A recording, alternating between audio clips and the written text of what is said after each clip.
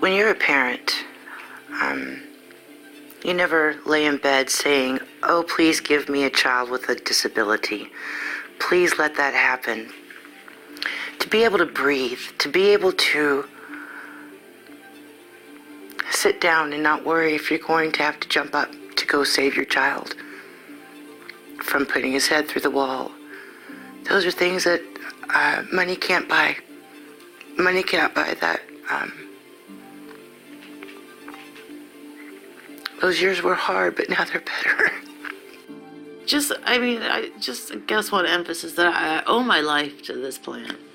I owe my life to it. I certainly owe my quality of life to it if I don't owe my actual life to it, because this was my only option. I've never seen this. In the course of 2 years, the girl's out of the wheelchair. She's running, skipping, swinging, going tubing in the summer behind a boat. She's tying her own shoes, zipping up her zippers, coloring within the lines. I mean, it's just incredible for someone like me that's interested in healing and in development. To see an explosion of life like that is a testament to what's possible with everybody else. Because of the cannabis, I've been very, very well at reading. I started the year at a kindergarten reading level, and now I'm in 4th grade with a 7th grade reading level. So yeah, cannabis has made a big, big, drastic change for me. I mean, I know a lot of people don't like the plant because they think it's pretty bad. If they make it into medicine, it can help if you use it the right way. I had no life. Yeah. And there was so much I wanted to do, and my kids were little. Yeah. And I wanted to do so much with them, and they were used to, mom's whacked out on pain pills. Yep. Mom's in bed. And you cannot have a war on opioids and not safe access to cannabis. Because what happens to people that are in chronic, life-limiting pain when they have nothing to take for it anymore? What happens to them? And who makes that decision? Why should we have so many hoops to jump through to give you something that's going to help? Why should we struggle giving you a medication? I just don't understand that. If you need people to suffer for your business to make money, there's something dark about that. There's something really wrong about that. And so I left healthcare because I understood that the sick care system had infiltrated and turned healthcare into something really ugly. And in the church, a lot of Christians speak that it inherently is an evil plant, which I don't believe. That's not what my Bible says about God's healing plans of the world. And so I had to do my own research. A lot of this knowledge is being lost out of sheer ignorance. And because the true knowledge is being kept from us by the powers that be, who have a lot to lose by this information getting out. Hello and welcome to Season 2, The Sacred Plant Healing Secrets Examined. I am your host and advocate, John Malanca, and I'm honored to guide you through 7 episodes of groundbreaking information about this healing plant that has the power to end suffering for so many people. If you're new to the Sacred Plant community, it's great to have you here. And welcome back to our existing community members who, without your support, this Season 2 would not have been possible. Thank you to those who wrote to us with stories about how the Sacred Plant series brought relief and healing to you and your loved ones after watching Season 1. Nothing touches me more than to hear these stories, because this is why we do this. The Sacred Plant's company's mission is to help billions of people become healthy, happy, and pain-free. We educate and empower people by exposing the truth about this ancient medicine that's been used by civilizations for over 5,000 years.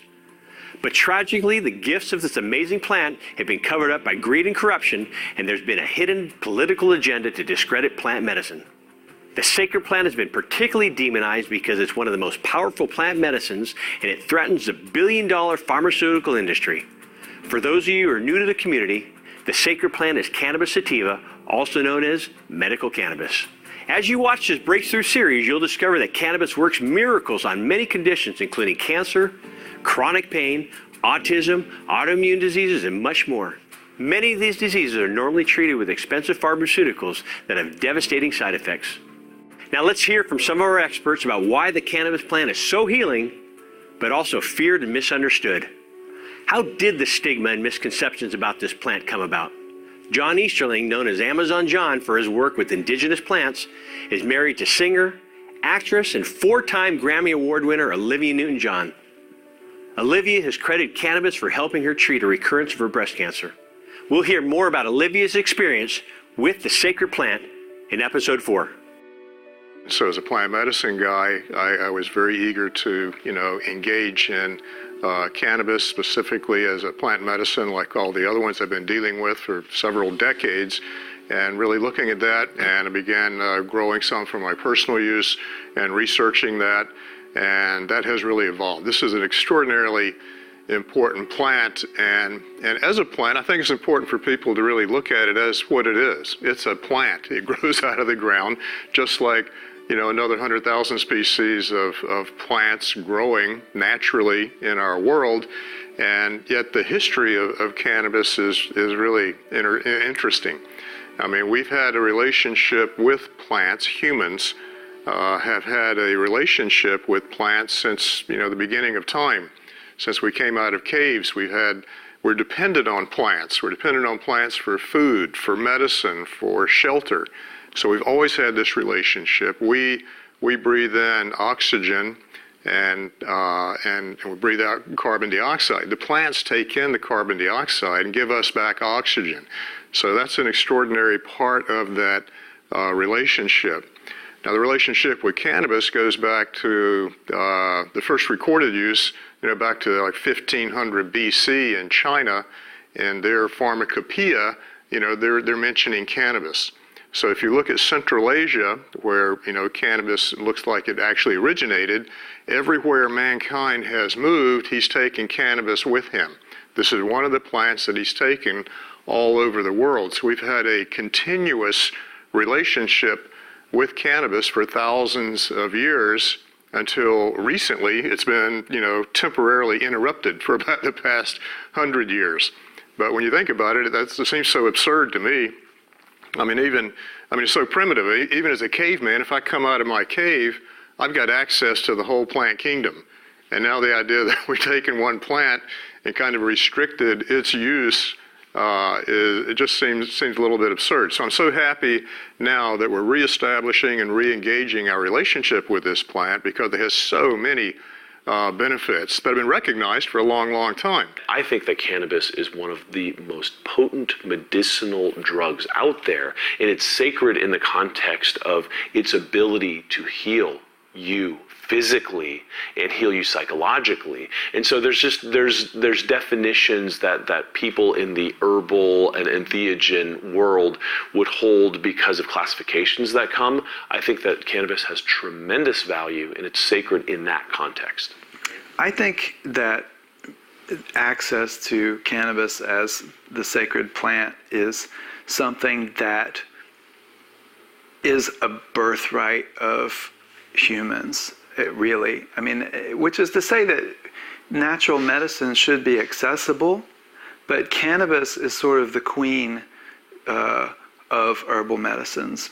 It's traveled all around the world because cannabis has been cherished by humans and human societies from earlier than our history. The human-cannabis relationship has been one of biological mutualism, possibly co-evolution. We humans have helped cannabis thrive and reproduce and spread. Cannabis helps humans thrive and reproduce and have quality of life. And that, to me, is as natural a birthright as you get. Besides, we should have access to clean water. We should have access to clean cannabis for those who need it. Even in the early American colonies, when they were first settled in Massachusetts and Connecticut and several of these colonies, it was actually required that you grow cannabis because they're so important. The American flag is made out of what? It's made out of hemp. Some people suggest that the Constitution is written on hemp paper. So that relationship has been with us for a long, long time. In 1918, you had several drug companies, Park Davis, Eli Lilly. They had medicinal preparations made from cannabis that were easily available in drugstores for people. And then came 1937, where you had the Marijuana Tax Act, which essentially cut off our relationship with cannabis. And then later, that was removed. In the 1970s, that was removed. And in lieu of that, it was placed on a Schedule I as a Schedule I drug, meaning that it has no known therapeutic benefit and a high potential for abuse, which is really interesting because, later on, the United States government got a patent for cannabis for its antioxidant activity for its therapeutic benefit. But it remains on Schedule I right now to this day, and hopefully that's going to change. What's never been scientifically supported is the key tenet of the Controlled Substance Act, that putting cannabis as a Schedule I drug, that it has no safe medical use. That's never been based in science, ever. How did we get to this point? One of the other things that was going on at that time is that we had Lyndon Johnson, who had come up with getting rid of a lot of the laws that allowed for discrimination against African Americans. And so the drug laws were able to be used in a discriminatory fashion against African Americans and against Hispanics. So I think that's part of it. The other thing is we need to go back to the Marijuana Tax Act of 1937, which almost certainly was done at the behest of the petrochemical industry in general and Lamont DuPont in particular. And clearly it had nothing to do with medicine, because the American Medical Association complained in their testimony that they were not told about this law, they were not asked to contribute to it. The American public in the 1930s knew what cannabis was, they knew what hemp was, but they didn't really know what marijuana was. And marijuana was a foreign-sounding word, and so they could use that word to demonize cannabis and hemp, which almost everybody knew about and was not afraid of. And so this was a way of confusing the American public. I mean, this was nothing but a political ploy that had to do with greed. When it did go in front of Congress, the only person there to advocate for it was the legislative counsel from the American Medical Association, and he was like, "And what is marijuana?" These doctors don't even know this is up for discussion, because nobody's ever heard this word before. The plant is cannabis. What is marijuana? So I share that with people, that has been used in traditional Chinese medicine and Ayurveda and ancient Islamic medicine, that we've used it in Europe and here in the United States, and that there were a lot of issues that didn't have a thing to do with medicine or physiology that made it illegal and has kept it illegal. One of the issues that I feel very strongly about dealing with is the social control and the racist issues that go along with early prohibition. It's a little bit disconcerting to find out this history, but then you realize people haven't really been dealing with the plant itself. People haven't been dealing with the use of the plant. The people do have an enormous amount of misinformation, and part of this shows how successful the propaganda campaign has been. If you stop and think about things, in the early part of the 20th century, there were 30 over-the-counter preparations, things you could go buy into the drugstore and buy, like aspirin, with no prescription, that contained cannabis. And in the 1920s, American doctors wrote about 3 million prescriptions a year that contain cannabis. And I think the reason is that our drug laws have an incredibly strong basis in greed and discrimination and demonization. I think the biggest misconception about cannabis and all plants that have potential psychostimulant or psychoactive effects on the body is that they're somehow drugs, and that for some reason, because they do that, they're bad and should be stayed away from. So many of the plants, including coffee, has an effect on our brain and could be considered a drug. But for some reason, there are certain ones that are accepted and there are certain ones that aren't. It's just part of this malaise that we're in as a culture. And I believe it's something that has much deeper roots than just, an innocent stigma around something. Usually that stigma started by someone. Usually that kind of a conception that's taught in textbooks, that's reinforced by the news, is serving a much larger plan. You know, one thing that breaks my heart is that in the church especially, and I'm talking to Christians here because I've been a devoted Christian for 15 years, I see a lot of fear that has led to judgment, that has led to uneducated, and I use the word ignorant because it's uneducated judgment against a lot of natural therapies. And it took me about 5 to 10 years up until just letting God just work on my heart, not being so judgmental, and letting the research speak to me in the fact like, okay, did God really create this thing? Then why is it really bad for me? And then I started thinking about this because I started thinking about other plants. I started to think about what other natural therapies are out there, you know, and being in the essential oil world, cannabis kept on coming back because of cannabis oil, and I was faced with it over and over and over again. So I had my proverbial coming to Jesus moment about cannabis. I had to make a judgment call against it. And was it bad because I abused it? Was it bad because I used it the wrong way? Or was it bad because it inherently is evil? And in the church, a lot of Christians speak that it inherently is an evil plant, which I don't believe. That's not what my Bible says about God's healing plans of the world. And so I had to do my own research. The Bible happens to have a verse which is really interesting. It says, the heart is deceitful above all things, desperately wicked. Who can know it? I'm not worried about plants. I'm worried about how people manipulate things and how they destroy things and manufacture them and how they use them. I think cannabis has been demonized for a number of reasons. One, there's a very strong case for cannabis and hemp as a textile and a fuel, and some of the things that happened with oil politics back in the day that have really challenged the use of it and just kind of favored one party over another. But also, I mean, cannabis has a lot of value medicinally and psychologically, in my opinion. I don't think any of this should be just dragged out and judged on the street. I think people can make decisions on their own, and the government shouldn't be involved at that level in people's lives. Right now, I'd like to introduce you to my dear friends, Mike and Callie Hyde. Mike and Callie's son, Cashy, was diagnosed with a rare and aggressive brain tumor when he was 18 months old. He started getting sick around 20 months. He was just sleeping a lot, lethargic. We kept taking him into the doctor, and they kept saying he had mono, you know, and so just let him sleep, let him rest. So that's what we did. We did that for about 6-7 weeks. Brought him in every couple weeks, and she said the same thing, and we just... I didn't like her answers, and that's when we said, well, then do a CAT scan. And they were reluctant. They were like, well, he has mono. And we're like, no, like, do a CAT scan. And so they took Cash back and did a CAT scan and came back apologizing to us. You could tell they were very upset.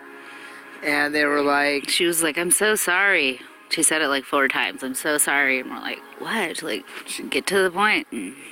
And she was like, Cash has a 4-centimeter brain tumor in his brain, and we need to get him out of here right now and get him to another hospital that they can actually, like, even facilitate this. And that moment is when our lives changed forever.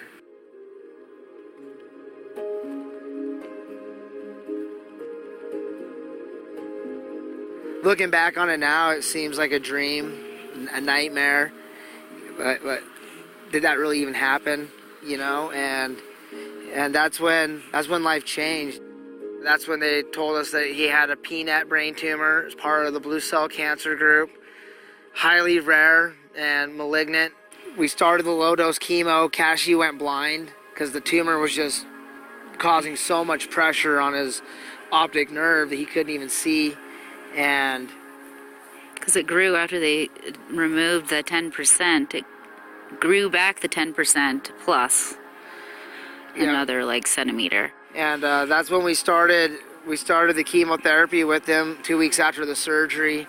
And about a month into it, we're getting close to his birthday, and he was able to start seeing again, because initially the chemo worked very well. The cancer responded to it. It gave us all a lot of hope that we might be on the right path.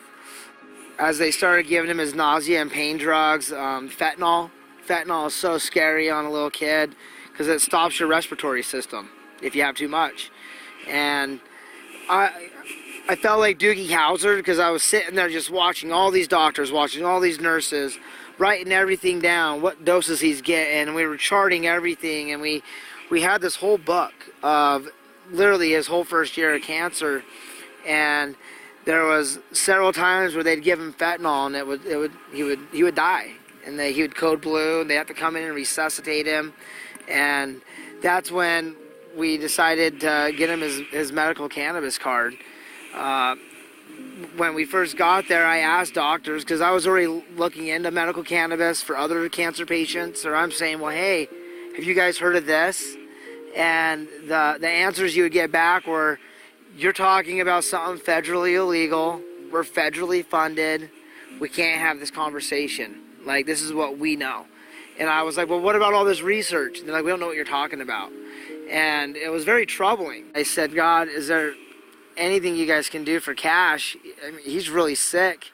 He's not sleeping. He's vomiting 8 to 10 times a day. He's miserable. He's hallucinating on ketamine. The nausea and pain cocktail they had him on was Ativan, Zofran, Phenergan, Dilaudid, morphine, methadone, ketamine. These crazy concoctions of drugs, and they were just getting it to him every 2 hours. He was getting something. They call it the nausea and pain cocktail. At first, we were kind of just went with it because he was in so much pain. He was throwing up. We just, we're like, the Zofran helped here and there, but they just kept adding things, and it was just really overwhelming, hard to keep track of what, but... And it just didn't seem to help at all, really. He still was throwing up. He's still in pain. He didn't sleep. We need to get some medical cannabis and try this as a nausea and pain drug, because all the research I had done left me with this confidence that we could replace these nausea and pain drugs, give him a better quality of life, and stop his heart and respiratory system from failing. Everything I read, even the patent that the government has on it as a neuroprotectant and antioxidant, was that if he had some medical cannabis in him, that it may protect his brain and his body from any type of ischemic insult. And since he'd already had seizures and he already had respiratory failure, it is getting real. And the doctors told us, they said, Mike, Callie, Cash has a stage 4 tumor. It's inoperable. It's wrapped around his optic nerve. You're doing high-dose chemo and bone marrow transplant. This is the roller coaster. This is the reality of where Cash is right now. And in fact, we're not even fighting cancer anymore. Right now, we're on a timeline of organ failure. And chances are Cash is going to die in the next 2 weeks, not from cancer, but from organ failure and drug overdose. And that's when I told him, I said, well then, I want to start weaning him off of these drugs. And they looked at me like I was crazy, and they said, Mike, we can't wean him off of these drugs. He'll go through withdrawal. That's not part of our protocol. This is our protocol. And I said, well, you just told me that he was going to die in the next 2 weeks from organ failure and drug overdose from these drugs. And if you read the side effects of these drugs you're giving them, their most common side effect is nausea, which we're giving him to for nausea. I go, and then it just goes down from there to organ failure, cardiovascular failure, respiratory failure. I go, so how do you guys know that you're not making Cash sicker with all this cocktails that you're giving him? And if you're telling me that he's going to die from organ failure, then as his parent, I want to wean him off of these drugs. The first day we did it, we were so scared. We go into the hospital room, Cash is laying there in bed, the doctors start weaning him off of his drugs, and we started sneaking cannabis oil into his G-tube. And that first day that we gave it to him, he slept like, 8 hours? Yeah. Like literally a solid 8 hours after... Never sleeping more than probably 20 minutes at a time. Yeah, months of no sleep. 8 hours of sleep. He woke up and he asked for a grilled cheese sandwich, which he hadn't eaten. 4 weeks. He hadn't had a bowel movement in 4 weeks. And he's like... He scarfed it down. We were like... he wanted to eat. And we were just blown away by it. We went from being scared to like, oh my God, we just helped Cash out. This actually worked. And seeing him wanting to eat. And we got a couple laughs out of him and some smiles. It was amazing. It was the most amazing night ever. And from that point forward, we kept weaning him off of all these drugs each day. At that point, we were just blown away by what it did for him. And we were like, man, we need to tell all the parents on this unit, because we were friends, we were family with numerous families that were going the same thing. And then that fear factor kicked in. And it's like, well, we can't tell anyone, because if they find out that we're down here breaking state and federal law, giving him a scheduled substance, not only are they going to lock us up, they're going to put Cash back on nausea and pain drugs, and we're not going to be able to take care of him. And we still had Colton, too, to worry about. And so that fear factor was the first time, looking back, that I made decisions that affected other people out of fear. And I really wish I could go back and just tell it then what was going on. We got Cash good enough to do his final round of chemotherapy, basically. And he was cancer-free. 40 days later, they pulled him out of there, and they said that he was the boy of steel and a Christmas miracle. And they took that life support out of him, and his lungs had healed, and his brain wasn't damaged. And the first thing he wanted to do, what did he want? He wanted that baby from Toy Story. He wanted the baby. He wanted a baby from Toy Story. So we went and got Cash a little baby and brought it to him into the ICU, and he just laid there on the bed with this baby, and he was so happy. And that was our first year of fighting cancer.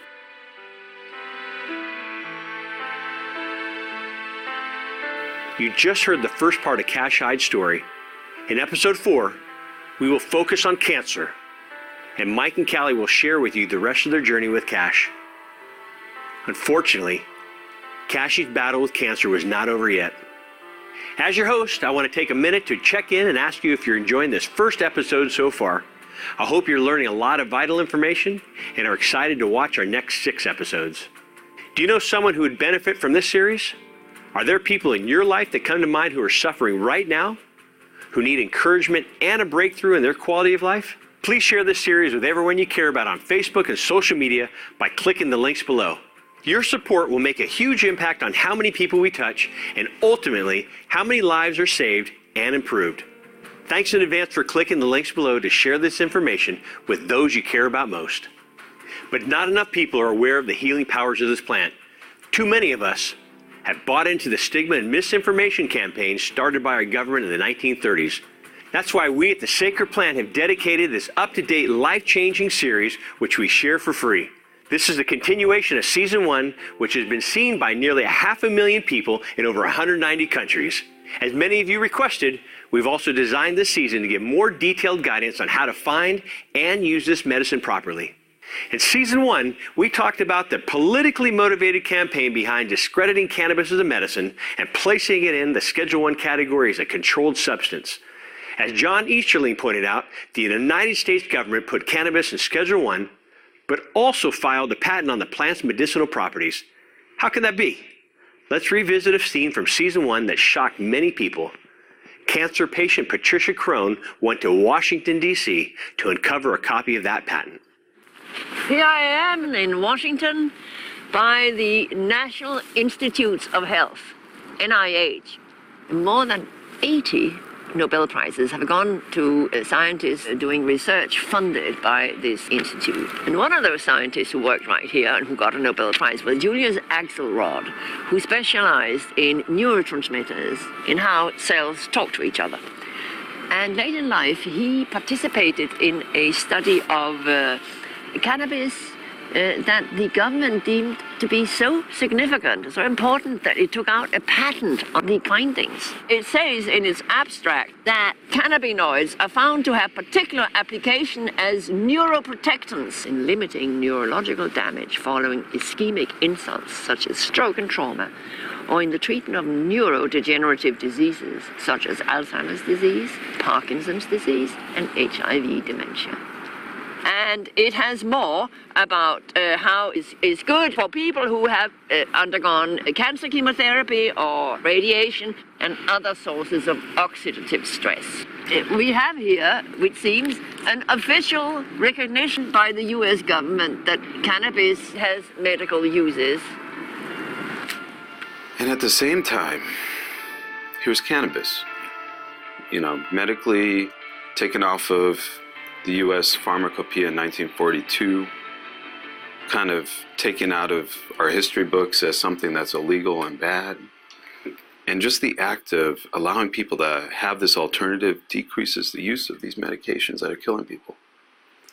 So yes, the first opportunity that came up to do it, I jumped on. And am I going to advocate for this? Yes.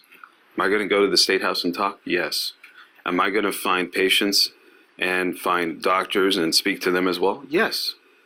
I'm here for the whole game, because in the end, we all survive. If the drug company can come into my clinic and bring drug A, B, and C and launch, you know, $1 million campaigns to sell me on the latest drug, I mean, if they can advertise all of this stuff, then why do we have such abnormal and just unequal representations of another medication? The fact that we have to treat it as a sacred plant, and the fact that we have to do jump through all these hoops is wrong. People should have access. They definitely should have access. All this science, all this knowledge, if it's, you know, to be harnessed to its full potential, will help people. It may actually prevent a lot of poor outcomes, a lot of complications, a lot of falls, a lot of real major disasters. The medical system is advertising for itself. You turn on the TV, it's all pharmaceuticals showing, you know, happy people walking around after taking their drug. I mean, this is an information war, right? The battle for the minds of humanity. And so the way you live life is everything. So your operating system, if you're eating well, if you're healthy, if you're taking natural herbs and supplements and things to stay healthy, is a lifestyle choice. But the other model, which is eat what you want and my pill will fix it, is being jammed down everyone's throats, and every TV across the land has to convince you that this way of living is normal, and so people have fallen for it. And because people have fallen for it, there's a $1 trillion industry that's thriving. And I've been a very staunch advocate for the plant and for the freedom of the plant, for everybody to be able to use it as they see fit. You know, the safety margin is ridiculous compared to other drugs that we get pharmaceutically. You know, I myself am a pain patient. I've been a pain patient since a car accident in 1999, and it's been awful. You know, I've been on narcotics for 18 years, and benzodiazepines.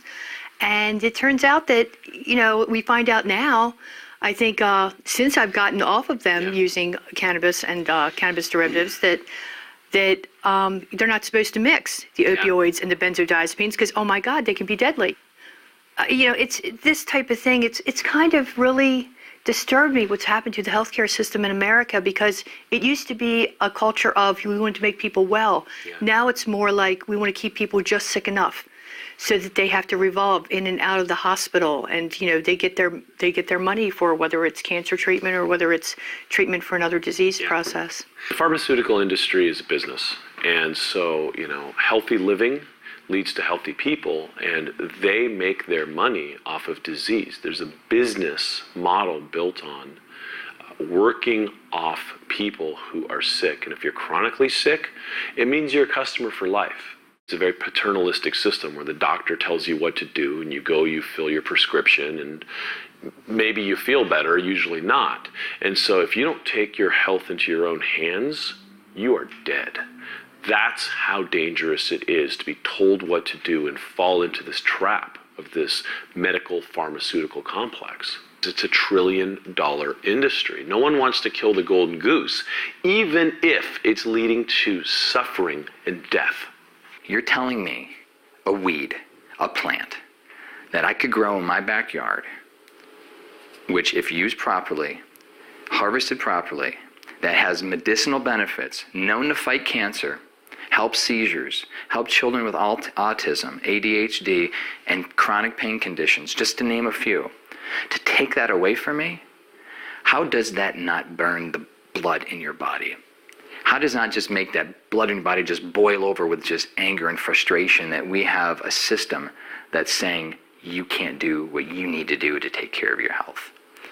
I mean, I don't know. There's no other way of looking at it. There's absolutely no other way of looking at it beside it was a decision made by the powers that be that has been necessitated by greed and by control. I think access to the sacred plant of cannabis is to not have access to this plant is tantamount to a crime, and I think that it is a crime that there were 23 other drugs tried on my child before cannabis was even mentioned, before someone said, you know, maybe you should try marijuana. They tried 23 deadly, addictive, horrible drugs on my daughter, some of which nearly killed her, literally, put her in cardiac arrest. And then there's this other option that maybe you should consider called marijuana. For them to have tried all of those other things before anyone mentioned cannabis is a crime, and I think that we need to fix this. You know, this plant was bastardized in the 1930s by the United States government, and we need to fix that stigma and bump that stigma. It's wrong, and it's a crime that this plant is held from the people. That was Susan Meehan. In episode 3, when we cover autism and epilepsy, you will hear Susan's amazing story about her daughter, Cindy May. Understanding the political history of cannabis is so important in overcoming the stigma. It gives us context as to how the sacred plant became demonized and why the government has been so short-sighted about it. But thankfully, modern science is starting to break through political agendas. You may remember from season 1 that scientists discovered that human beings have an endocannabinoid system. That means our bodies are hardwired to interact with this plant. As our experts explain, the endocannabinoid system is what allows this plant to be effective for treating such a staggering array of diseases. We each have an endocannabinoid system, which was discovered just a couple of, I'd say 15 years ago. And so this endocannabinoid system, we've got receptor sites practically in every cell of our body for cannabinoids. And cannabis is the richest source of cannabinoids.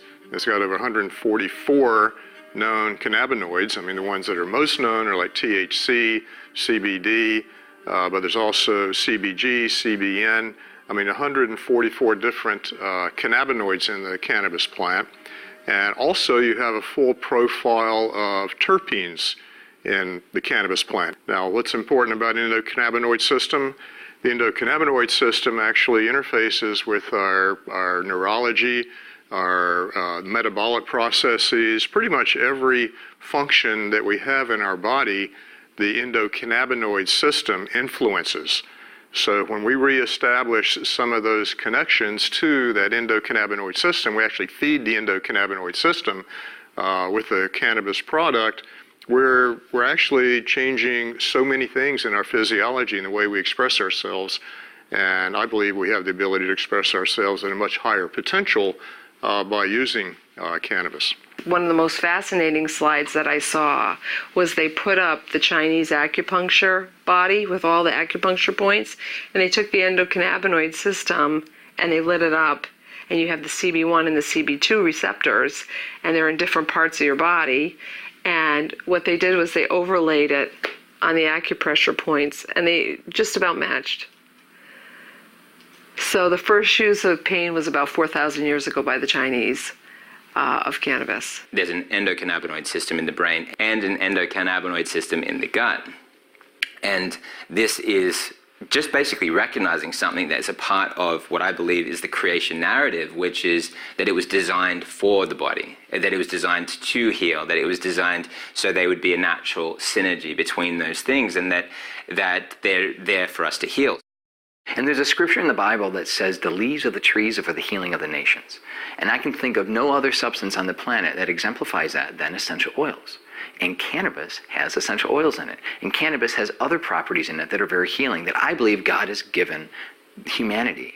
So when we talk about whether or not cannabis is sacred, of course, cannabis is sacred because it was given by God to bring us healing, to help us. Because again, the leaves of the trees are the healing of the nations. When people hear about cannabis being able to do so many different great things, right? It can help with neurologic conditions and psychiatric conditions and gastrointestinal. It can help with cancer. It can help with everything. It sounds too good to be true, and it should sound that way to anyone who has a critical mind, because most often we don't find medicines that do all of these different things.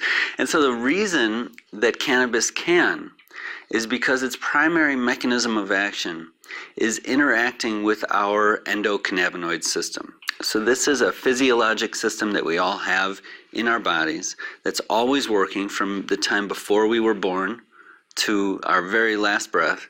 Our endocannabinoid system is functioning to restore and maintain balance at a cellular level. And this is why when something's wrong in the gut, endocannabinoids are released in order to restore balance. When something's wrong in the brain, same process happens. And if you look at all the various tissues of the body, they all have their endocannabinoid system that's hard at work, always keeping things in balance.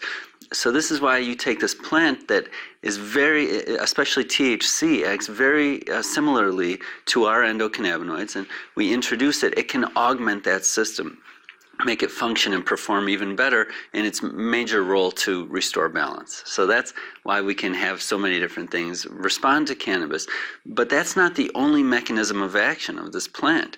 For example, there's a lot of antimicrobial properties, right? The plant produces these cannabinoids and terpenoid compounds to protect the female flowering reproductive structures from pests, from mold, from bacteria, from ultraviolet light. So we have these antifungal properties, antibacterial properties, antioxidant properties, and also a lot of anti-inflammatory properties that are distinct from our endocannabinoid system. Dr. Dustin Sulak mentioned that cannabis can restore balance in our bodies. In episode 6, we'll show you how the sacred plant works preventively to improve overall wellness.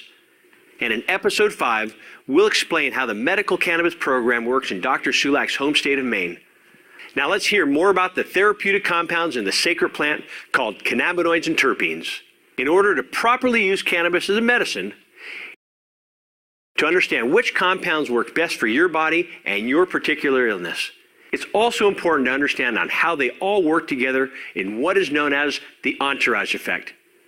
This entourage effect describes the way that cannabinoids and terpenes work together more effectively than any one molecule on its own.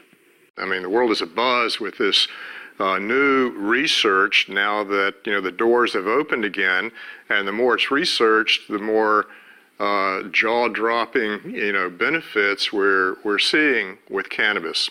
And first of all, it was mostly studied for the THC, the tetrahydrocannabinol, because that's the psychoactive component, and people would think that's why people were doing it. The terpenes, which are essentially essential oils, they give it the smell factor. So these terpene profile are really important. And so as cannabis went around the world, you have different strains that have evolved that have different profiles of cannabinoids and different profiles of terpenes. And so for human ingestion, they all connect into the endocannabinoid system and then express themselves. And so there's different strains, for example, that would be better for anxiety or stress or a social mood disorder, depression. And then you get into the therapeutic value of eliminating pain or being valuable for cancer. A lot of these terpenes are what actually help the cannabinoids to express.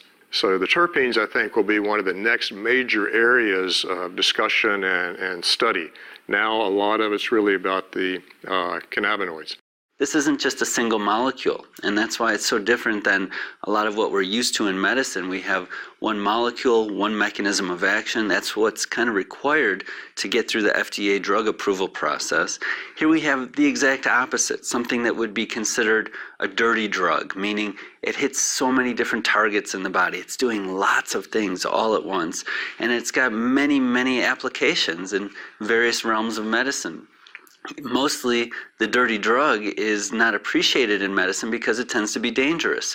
We use it for one thing and it creates all these side effects with its other mechanisms of action. But that's not the case with cannabis. What we're almost always seeing are side benefits. We try to do one thing with cannabis, like help with someone's pain, and suddenly we're helping with their mood, and we're helping with their sleep, and we're helping with their digestion. And that's the beauty of this medicine. So lots of mechanisms of action. I suspect that we actually just know the tip of the iceberg about how cannabis is working in the body. I think there's a lot more to discover. And there's parts of the plants that aren't being used very commonly. For example, the roots, the acidic cannabinoids, which are starting to become used a little bit more, but there's a lot of potential there. So this plant still has more to offer us. We're not set up in this country at this time to deal regulatorily with plants, with plant-based medicine, with herbal-based medicine, and this is a problem. The doctors were being trained in the beginning of the 20th century that the manufactured pharmaceuticals were easy to understand because they only had one molecule, whereas coffee has 880 molecules, a tomato 380, and cannabis has 550. Drug companies look at that and they say, wow, this really works. This is amazing. We need to make a drug out of this. So the same thing's happening today, I think, in cannabis. People are saying, oh, look what CBD does, so I'm going to make a CBD isolate. So I've got 99% pure CBD. So I don't have any THC. I don't have any of the other cannabinoids or terpenes. I have something that should be really effective. And the problem is you don't get the same effect. In the industry, people are really understanding this. In Israel, they understand this very, very clearly in the research they're doing, that it's that entourage effect where you have even minimal amounts of THC or CBG, CBN, and the terpene profiles. So many plants have been made into drugs, and oftentimes you end up with the side effects and things like that, where historically you didn't have those side effects. You had the benefit. Our body understood the chemistry of that, was able to break it down, utilize it, eliminate the difference. And so I'm, when we start going to isolates, I don't get very excited about that. Well, I've been doing this since 2001, and I have hundreds of patients that come back and see me each year. And I don't think that they would come back and see me and pay my fee every year if it wasn't working for them.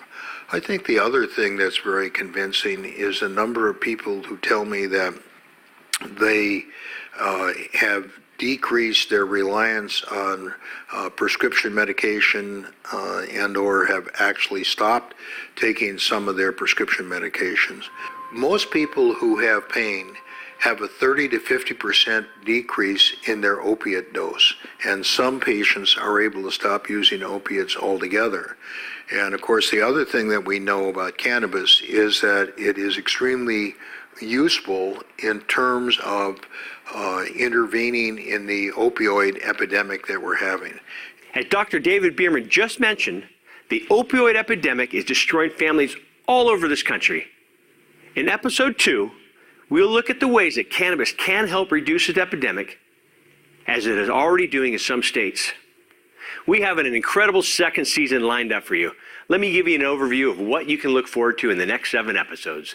In episode 2, Stopping Pain, Insomnia, Anxiety, and Autoimmune Conditions, you will learn how the sacred plant addresses multiple symptoms at once and helps patients get off addictive pharmaceutical drugs. I mean, I had to take so many pills a day. I had to have a machine tell me each time a day to take my meds. With the medical marijuana program, if I start hurting, put 2 drops of that tincture that they make under my tongue, and guess what? I'm right back out there with my family, and nobody ever knew nothing. It ain't about taking this to get high. It's taking this to live. After a year, we saw such improvement.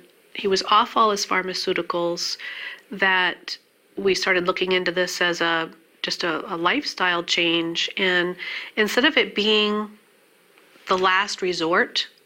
We're reaching for that first. You know, instead of going for Tylenol and ibuprofen, go for cannabis.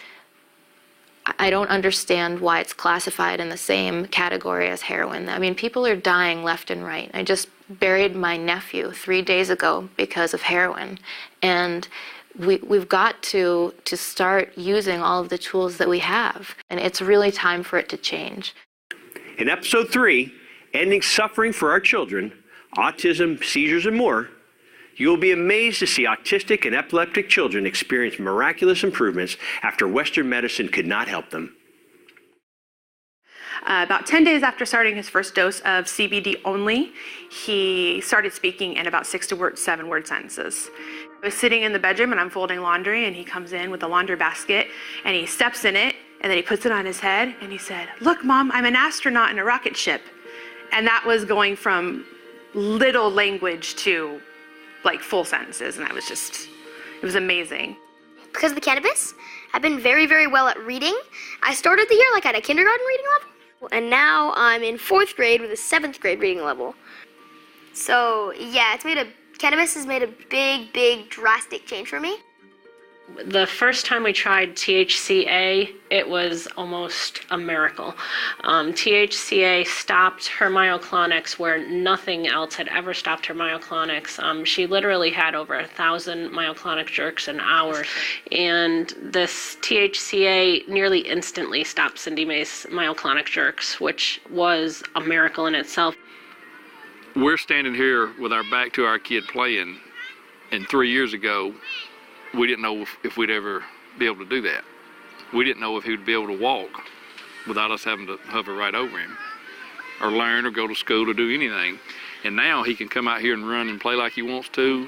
He's living the average normal life that everybody hopes a child would live. And that's because of the cannabis oil. It's been a miracle drug for us.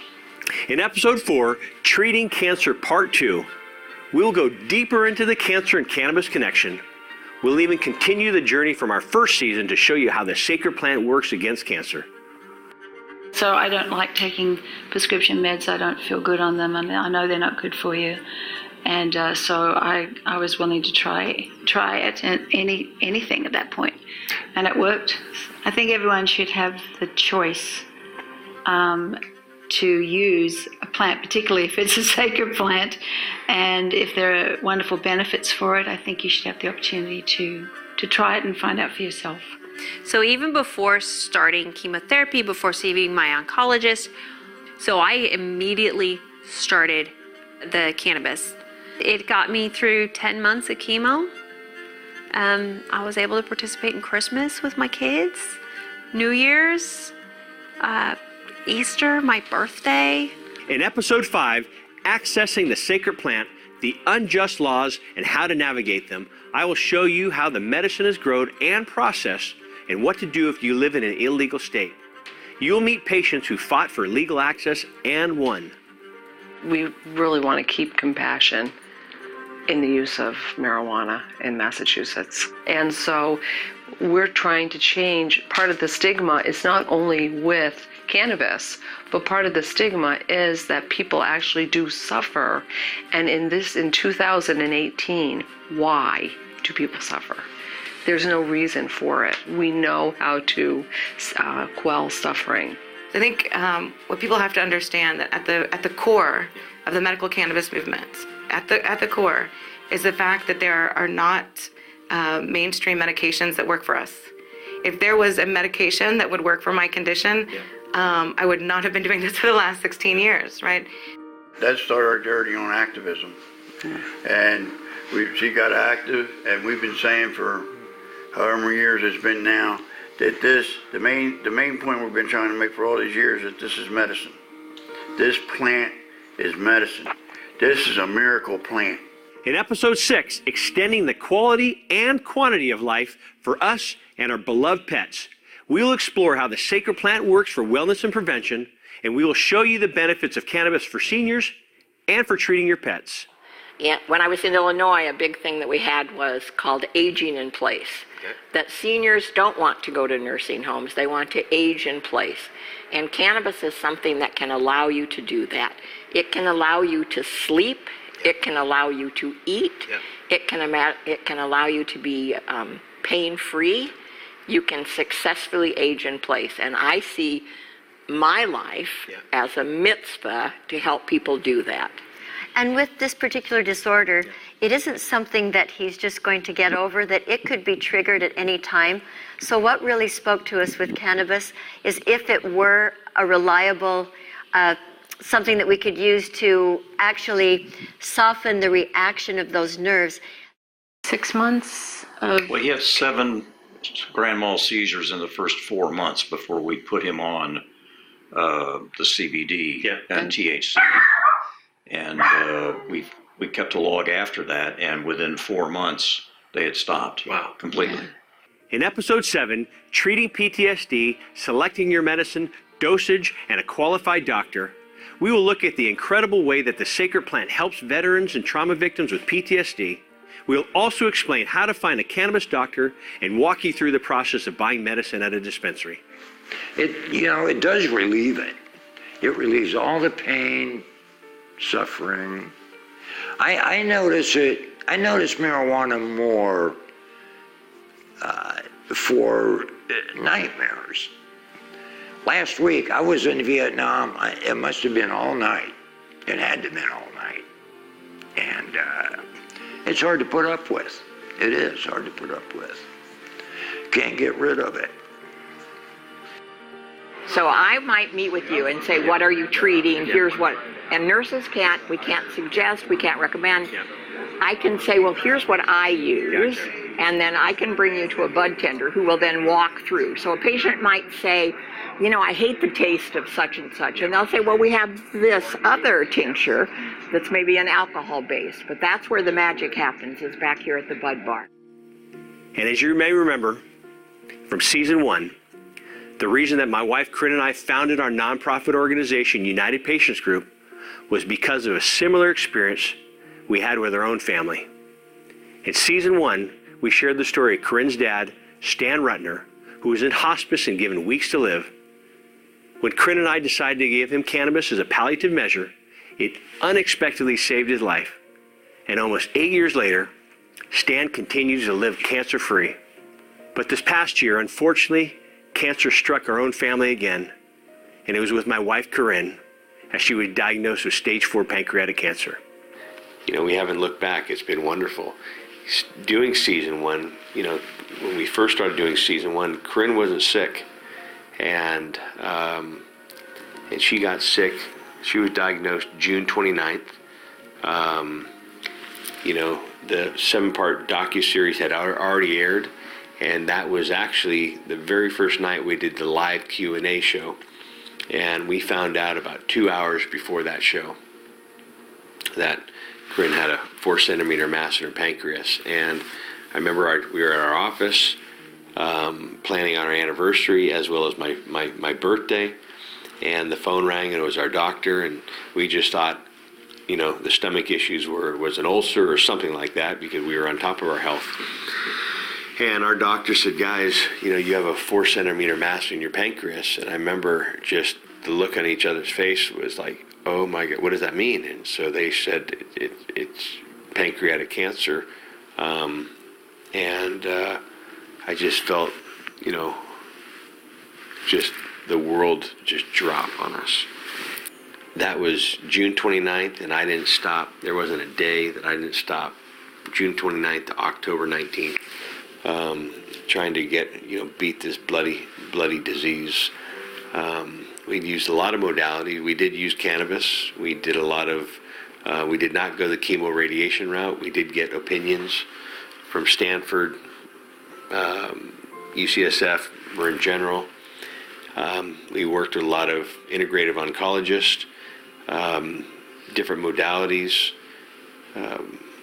and like I said, there was no doubt. I thought, this isn't the end of our story. God's not going to, we saved Stan. We've saved hundreds and hundreds of other people. We have an incredible story on what we started with United Patients Group, and we're going to continue on, and you're going to get better as well. I don't want to say I don't know why it didn't work on Corinne, but I do know pancreatic cancer is one of the worst of the worst. And the symptoms came, and they I got 4 incredible months with Corinne, and it was as awful as it was so special. I mean, we just our love, we just found this other dimension that I didn't even know we even had. I just got back from a couple conferences, and a lot of people still don't know of her passing. And they come up to me, "Where's your beautiful wife? Where's Corinne? Where's Corinne?" I just look at them, and I have to share this, and it just they're in shock. I'm still in shock. But when we jump back into filming season 2, it has been very therapeutic. We've traveled the country. We've met so many patients, patients and their stories. They've shared their stories with us. And that's been very therapeutic. And I share Corinne's story with them, and it keeps me going. I guess this is part of my grief counseling. I do go to a grief counselor once a week. I do a lot of praying, and but I do, I continue on with everything I do, to honor Corinne as well. But it's keep me going.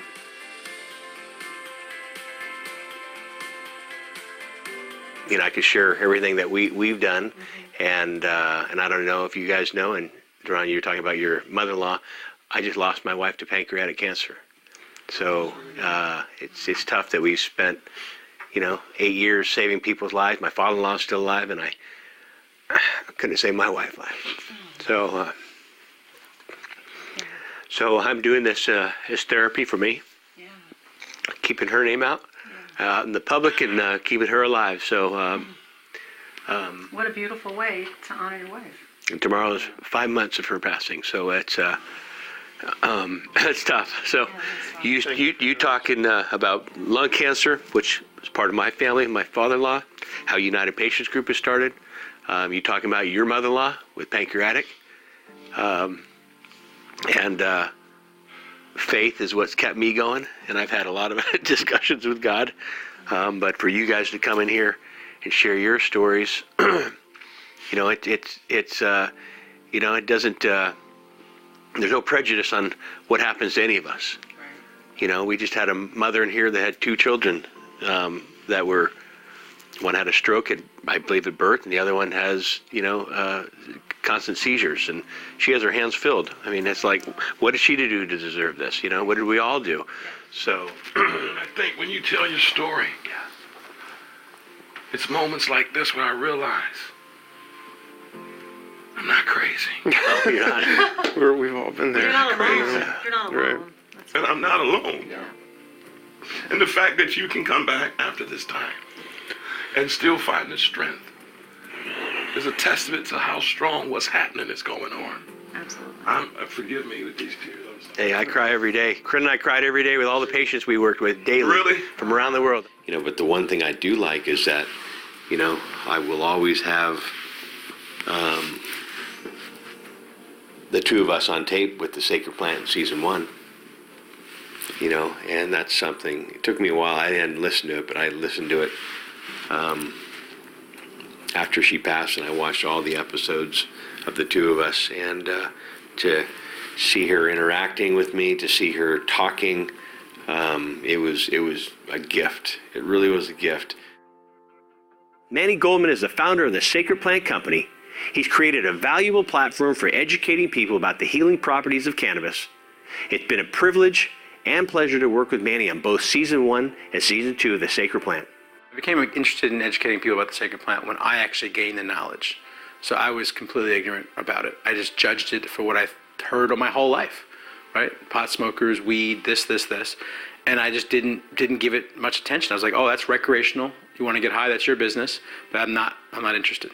And then all of a sudden I found out all these stories about people that were actually healing chronic diseases that medicine or other plants couldn't heal.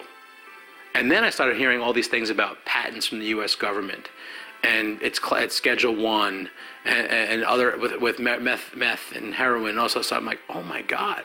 So I'm just not one that allows myself to sit around and let this injustice happen, right? I just decided I'm going to use all the resources I have. I put all my life savings. I put all my resources, all my relationships into moving this forward. I felt suffering. I felt pain. I have family members in pain. And in order to help one person get out of pain, I feel like that's my life's work. That's my mission. There's a few ways that you could support us. One is watching. I think you support with your time. It's one thing. Gain the value of watching this series. Watch it for free. Get educated. Empower yourself so you can empower others. That's one. Number two, I ask that you share the message, right? We have links below for Facebook shares and email shares, all types of stuff. Help get the message out to as many people as possible. Be bold, be brave, be courageous, and get past that stigma of cannabis, right? It's time that we let go of all that, right? Feeling judged by our loved ones because we're talking about cannabis, right? This is not the drug that you've been known to use. This is medicine, right? This is straight up medicine, right? You're watching this right now. Here's a choice you have to make in your life. Are you going to live a life of complacency and allow the system to continue to perpetuate and do these things and put us in this prison, this dominance of their drugs, their messaging, their control? Or are you going to understand that this is your chance to break the mold, to share this with the people in your life that need it? You know people right now that are suffering. You know people that are struggling in life, and you now know of a solution that may help them. So you're not going to see this on TV because this isn't a multi-billion-dollar industry bombarding the minds of humanity through the traditional media channels. So you seeing this right now have a responsibility to share it with the people in your life that need it. And if you don't do it, it's not going to happen. You want to see a better world? The action starts with you right here, right now. Support the mission, get involved, share this content, help people, help the world, help push this mission to a place where we can help more people. The Sacred Plant is such an incredible resource. They're incredible human beings that are uniting together to help share information that has saved lives, that will save lives, that will continue to save lives because they're giving people truth. People are not being paid or forced to share the information that they are, and many of them are being forced to go into hiding, or they become outlaws because of their belief and their understanding on the power of the sacred plant, cannabis sativa. And I strongly urge you to be a part of that mission and share this resource, because somebody you know will have their lives changed by this. And in my life, there's been nothing more gratifying than being a part of that change. So I implore you to be a part of the change. Don't be a part of the despondency, the complacency, just the system. Don't be part of the deception. Don't just buy into that deception. Be a part of the solution. This is a part of the solution. Get behind this cause. Share this with your family, with your friends, with those that you don't know about, the stranger within your gates. Share this resource, because it will save and change lives forever. And that is the happiness that you and I long for in this world and in our own lives. Share it today by clicking the links below and get this out to those you care about the most. The unfortunate truth is that we're all going to watch people we love get hit with chronic diseases. According to the stats, a shocking 1 in 3 women and 1 in 2 men will get cancer in their lifetime. 1 in 3 seniors are dying with Alzheimer's, and autoimmune diseases on the rise all over the world, with over 70 million Americans alone facing debilitating and life-shattering symptoms of arthritis and multiple sclerosis. Over 1 billion people worldwide are in chronic pain every day, and the pain medications themselves may be inflicting irreparable damage. We all need the tools to prevent, treat, and beat these illnesses. And that is why we're making this vital information available to you and everyone all around the world for free. please tell your friends and family to watch the series while it's still airing. If you enjoyed our first episode, I encourage you to share the series widely with your loved ones. Education is the first step in making sure everyone has access to the sacred plant. In our next episode, Stopping Pain, Insomnia, Anxiety, and Autoimmune Conditions, you will learn how the sacred plant addresses multiple symptoms at once and helps patients get off addictive pharmaceutical drugs. After years of laying on the couch taking over 30 pills a day, David went back to work. He is now off pharmaceuticals and uses only cannabis extracts for his MS and chronic pain. Elizabeth and Holly were able to treat their Crohn's disease and fibromyalgia with the sacred plant. Sarah is using the sacred plant to help her Lyme disease, and Scott explains how it saved him from a life of drug addiction. For years, cannabis has been labeled as a gateway drug, but now many experts believe that cannabis could actually be an exit drug and a solution to the current opioid epidemic that is taking thousands of lives. I look forward to seeing you again for episode 2. Until then, God bless. Did you enjoy episode 1? Did you discover something new that will empower you to help yourself and your loved ones? If so, we need your help. There are millions of people all around the world right now who are suffering that need this vital information. For many, it could be a matter of life or death.